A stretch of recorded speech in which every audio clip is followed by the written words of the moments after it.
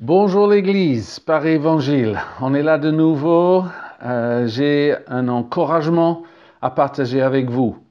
Mardi 24, on s'est réunis à plusieurs pasteurs par vidéoconférence Zoom grâce à Johan Sodé et nous avons pu échanger, prier et prendre notre autorité dans la prière.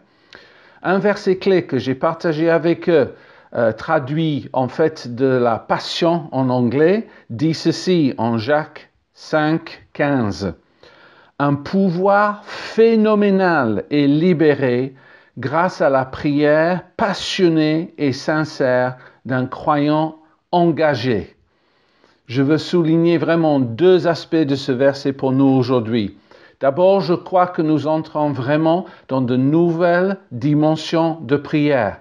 Plus d'assurance, plus d'audace, plus d'autorité. Si vous croyez comme moi qu'il y a un ennemi invisible qui est derrière tout ce qui se passe dans le coronavirus et dans les nations du monde, alors cet ennemi-là, c'est quelqu'un qui veut, selon Jésus, voler, tuer et détruire. Mais nous savons qu'il est venu pour donner la vie en abondance. Nous savons que Jésus vit en nous et nous savons que l'Église a la réponse et seule est capable de mener le combat spirituel qu'il faut en ces temps-ci. Ceux qui nous protègent, humainement parlant, nous les apprécions. Nous prions pour eux, pour le corps médical, pour nos dirigeants, pour la sagesse. Mais nous avons compris qu'ils ont besoin de nos prières pour leur protection spirituelle et pour mettre fin à cette attaque qui vient des ténèbres. Prions jusqu'à la victoire. Ensuite, Jacques dit que cette puissance phénoménale est libérée par les prières des croyants engagés. Et c'est ça le deuxième mot que je veux souligner. Parce que je vous exhorte, engagez-vous à tous les niveaux. Participez, s'il vous plaît, dans les cellules de prière. Persévérez dans les dîmes et les offrandes. Soyez présents à 10 heures pour l'émission YouTube de dimanche matin.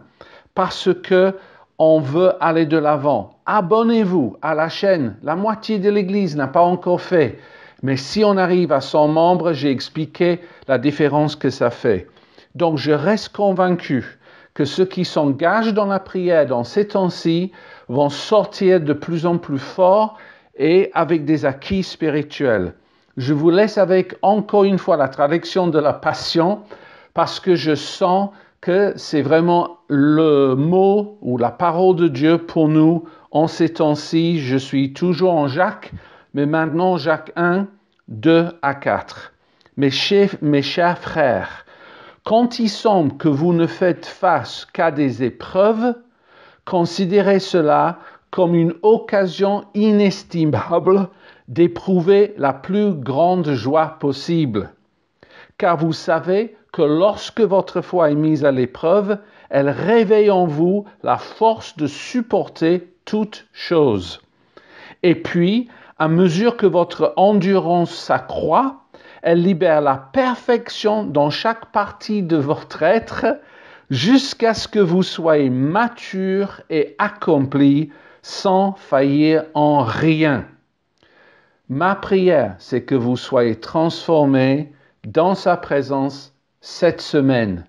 Vive le royaume, vive la France. Amen.